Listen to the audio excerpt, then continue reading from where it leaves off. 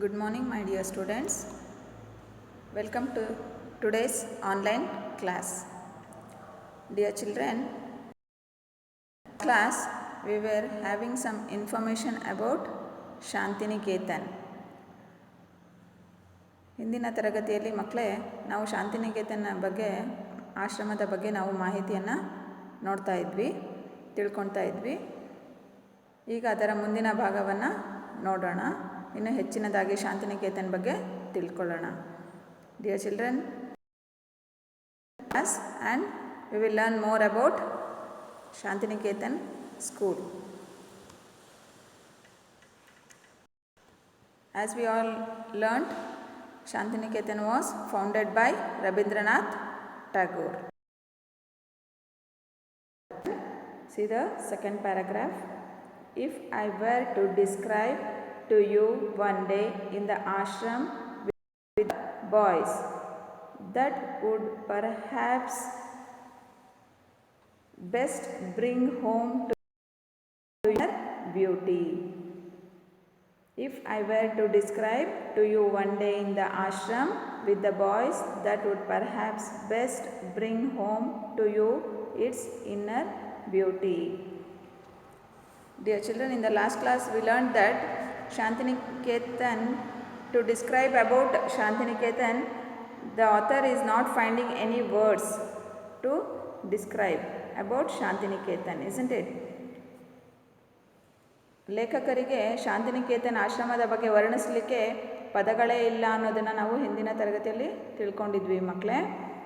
ಅದೇ ರೀತಿ ಅವರು ಆಶ್ರಮದಲ್ಲಿ ಕಳೆದಿರ್ತಕ್ಕಂತಹ ಒಂದು ದಿನದ ಬಗ್ಗೆ ಅವರು ಅವರ ಅನುಭವವನ್ನು ಶೇರ್ ಮಾಡಿಕೊಳ್ಳಿಕ್ಕೆ, ಹಂಚ್ಕೊಳ್ಳಿಕ್ಕೆ ಇಲ್ಲಿ ಹೊರಟಿದ್ದಾರೆ.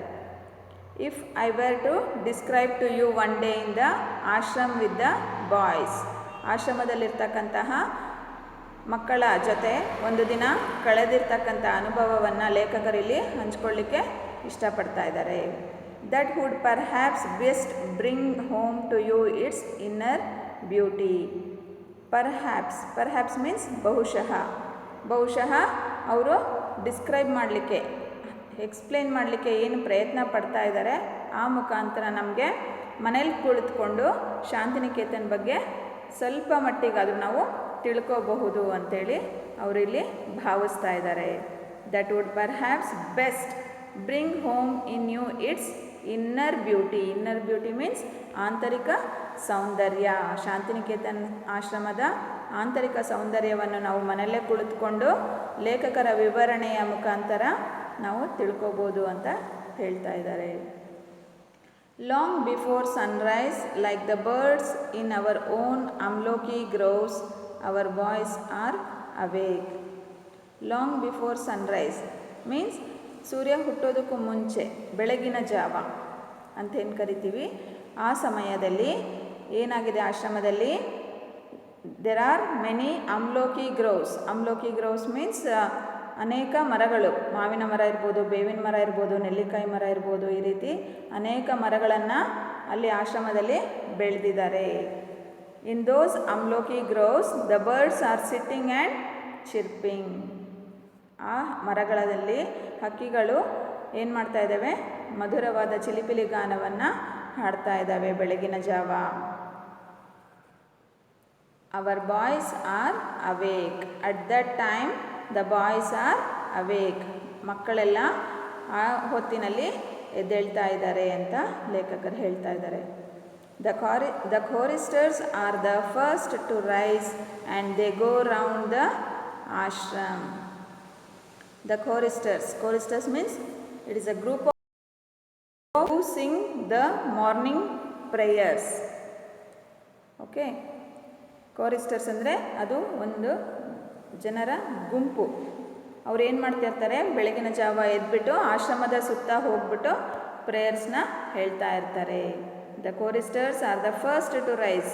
ಅವರು ಬೆಳಗಿನ ಜಾವ ಮೊದಲು ಬೇಗ ಎದ್ದೇಳ್ತಾರೆ. And they go round the ashram singing their morning hymn. Hymn means prayer, ಭಕ್ತಿಗೀತೆಗಳು.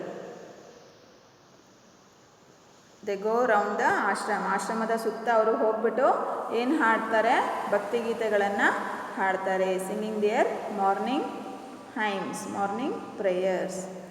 You can hear the voices in the distance drawing nearer and nearer, and then the sound dies away as the choir passes on to another part of the ashram. You can hear the voices in the distance. ನೋಡಿ, the ಕೋರಿಸ್ಟರ್ಸ್ ಏನು ಮಾಡ್ತಾರೆ, ಅವರು ಹಾಡಲಿಕ್ಕೆ ಶುರು ಮಾಡ್ತಾರಲ್ಲ ಭಕ್ತಿಗೀತೆಗಳನ್ನು, first ಹೇಗೆ ಕೇಳಿಸುತ್ತೆ, ಅದು ಎಲ್ಲೋ ದೂರದಲ್ಲಿ ಸಣ್ಣದಾಗಿ ಕೇಳಿಸ್ತಾ ಇರುತ್ತೆ. ಇನ್ the distance, distance means far away, ಅವರು ದೂರ ಇದ್ದಾಗ ವಾಯ್ಸ್ ಹೇಗೆ ಕೇಳಿಸ್ತಾ ಇರುತ್ತೆ, ನಿಧಾನಕ್ಕೆ ಸಣ್ಣದಾಗಿ ಕೇಳಿಸ್ತಾ ಇರುತ್ತೆ. You can hear the voices in the distance. Drawing nearer and nearer, ಅದು ಅವರ ಹತ್ತಿರ ಬಂದು ಹಾಡಿದಾಗ ನಮಗೆ ಹೇಗೆ ಕೇಳಿಸುತ್ತೆ, ಜೋರಾಗಿ ಕೇಳಿಸುತ್ತೆ. We hear the sound loudly. And then the sound dies away as the choir passes on to the another part of the ashram. ಅವರು ಆಶ್ರಮದ ಇನ್ನೊಂದು ಭಾಗ ಹಾಡಲಿಕ್ಕೆ ಆ ಕಡೆ ಹೋದಾಗ ಏನಾಗುತ್ತೆ, ಮತ್ತೆ ಆ ವಾಯ್ಸು ನಮಗೆ ಕೇಳಿಸೋದಿಲ್ಲ. ದ ಸೌಂಡ್ ಡೈಸ್ ಅವೇ ಅಂದರೆ ಕೇಳಿಸೋದಿಲ್ಲ ನಮಗೆ.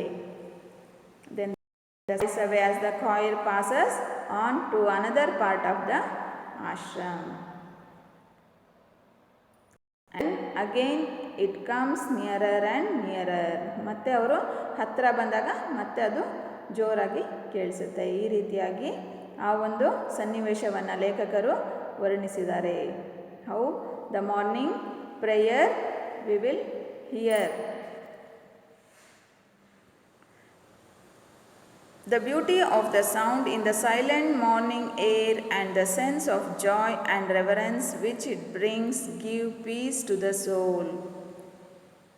Children, the author is describing about the sound, the beauty of the sound of the prayer, which is listening in the morning fresh air, early morning fresh air, and the sense of joy. It gives us the sense of joy. ಆ ಬೆಳಗಿನ ಜಾವ ನಾವು ಆ ರೀತಿ ಭಕ್ತಿಗೀತೆಗಳನ್ನು ಕೇಳಿದಾಗ ಏನಾಗುತ್ತೆ, ನಮಗೆ ತುಂಬಾ ಖುಷಿ ಅನಿಸುತ್ತೆ. It gives us sense of Joy. ಆ ಒಂದು ಪ್ರಶಾಂತವಾದ ವಾತಾವರಣದಲ್ಲಿ ಆ ಒಂದು ಮೆಲೋಡಿಯಸ್ ಪ್ರೇಯರ್ಸು ನಮಗೇನು ಕೊಡುತ್ತೆ, ಮನಸ್ಸಿಗೆ ಖುಷಿಯನ್ನು ಕೊಡುತ್ತೆ ಅಂತ ಹೇಳ್ತಾ ಇದ್ದಾರೆ. And it gives reverence which it brings, it also give peace to the soul. Reverence means respect. We feel respect to those morning prayers, isn't it? ಒಂದು ಹೆಮ್ಮೆ ಅನಿಸುತ್ತೆ. ಆ ಭಕ್ತಿಗೀತೆಗಳನ್ನು ಕೇಳಿದಾಗ ನಮಗೆ ಹೆಮ್ಮೆ ಅನಿಸುತ್ತೆ. Which it brings reverence, it gives us reverence, respect. And also it gives peace to the soul. Soul means ಆತ್ಮ, ನಮ್ಮ ಆತ್ಮ ಕೊಡುತ್ತೆ, ನೆಮ್ಮದಿಯನ್ನು ಕೊಡುತ್ತೆ ಅಂತೇಳಿ ಹೇಳ್ತಾ ಇದ್ದಾರೆ. Okay children, I hope you have understood this paragraph. Now we will move on to the next paragraph, children. Observe the third paragraph. After an interval, each boy takes his asan, his square of carpet, into the fields and sits down on it to meditate in his own place alone.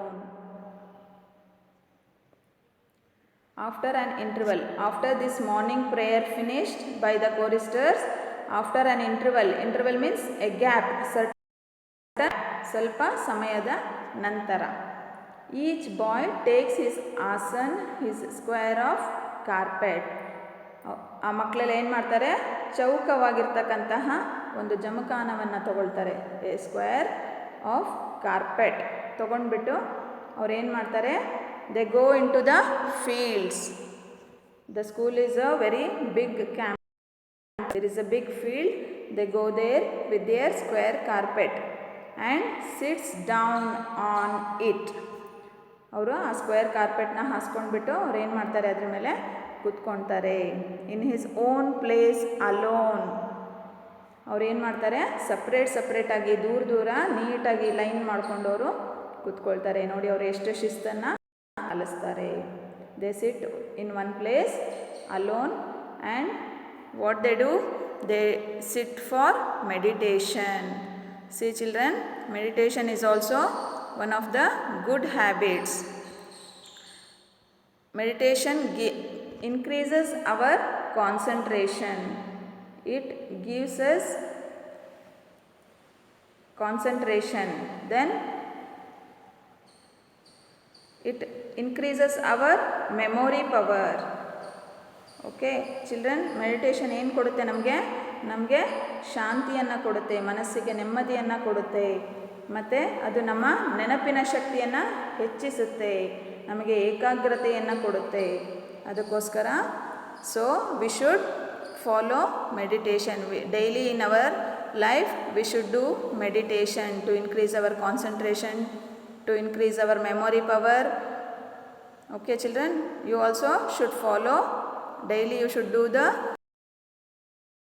ಶಕ್ತಿ ಮತ್ತು ಏಕಾಗ್ರತೆ ಮತ್ತು ಮನಸ್ಸಿಗೆ ಖುಷಿ ಸಿಗಬೇಕು ಅಂದರೆ ನೀವೇನು ಮಾಡಬೇಕು, ಧ್ಯಾನ ಮಾಡಬೇಕು.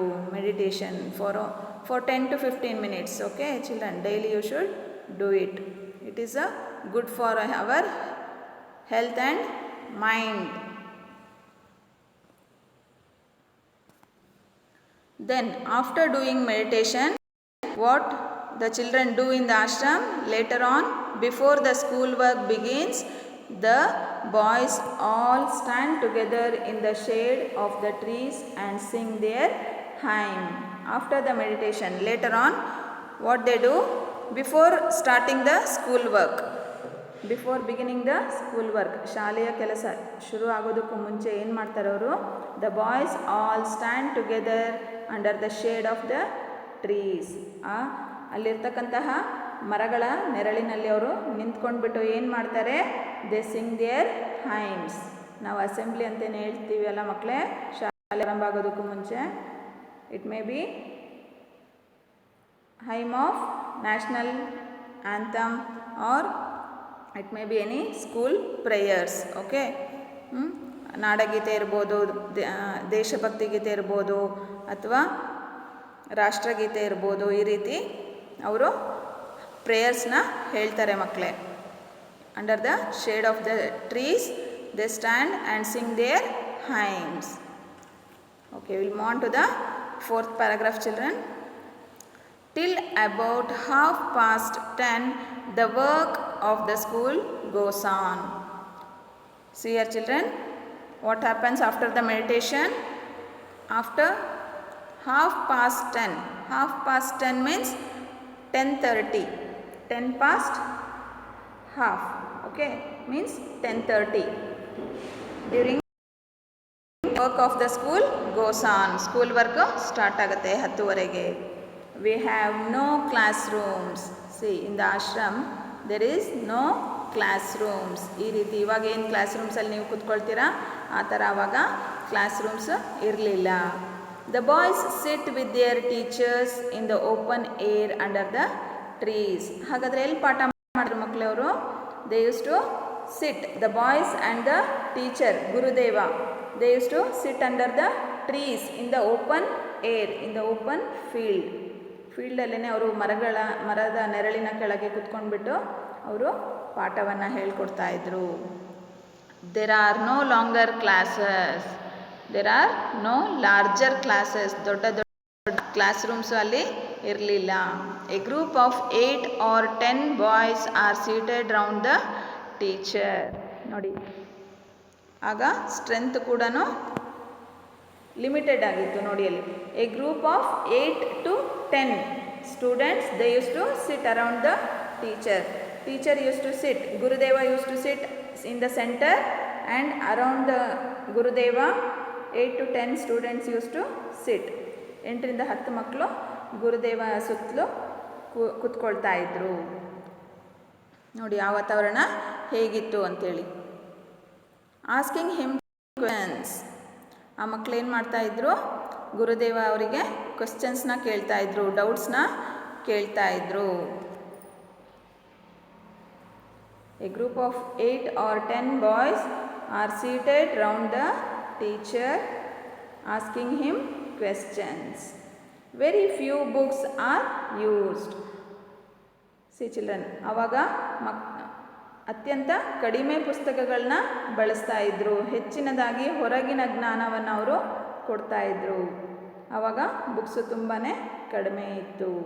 A greater part is carried on through conversation. A greater part, ಅತ್ಯಂತ ಮುಖ್ಯವಾದ ಭಾಗ ಯಾವುದಾಗಿತ್ತು? Conversation means interaction between Gurudev and boys. ಒಬ್ರಿಗೊಬ್ರಿಗೆ communication ಮುಖಾಂತರ, ಕಾನ್ವರ್ಸೇಷನ್, ಡೈಲಾಗ್ಸ್ ಮುಖಾಂತರ ಅವ್ರು ಏನು ಮಾಡ್ತಾಯಿದ್ರು? ಪಾಠವನ್ನು ಹೇಳ್ಕೊಡ್ತಾಯಿದ್ರು, ಡಿಸ್ಕಸ್ ಮಾಡ್ತಾಯಿದ್ರು. It may be any topics. The boys soon learned to open out all their difficulties to their teachers. ಮಕ್ಕಳು ಯಾವುದೇ ರೀತಿ ಹೆಸಿಟೇಷನ್ ಮಾಡ್ತಾ ಇರಲಿಲ್ಲ, ಹೆದರ್ಕೊಳ್ತಾ ಇರಲಿಲ್ಲ. They use to open out.